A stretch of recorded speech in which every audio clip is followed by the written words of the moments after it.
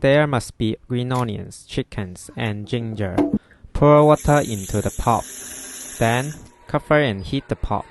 Treat the ingredients before the water boils. Put the green onions evenly on the steaming rack.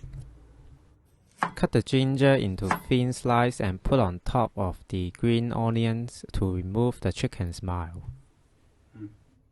Sprinkle some salt on the chicken.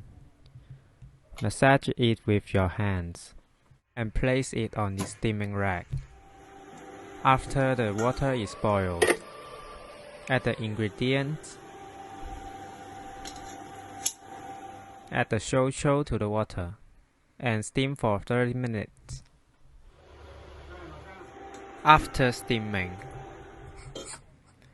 take out the chicken and cut it into small pieces. And add your favorite soy sauce at the end. It is very delicious. Enjoy it.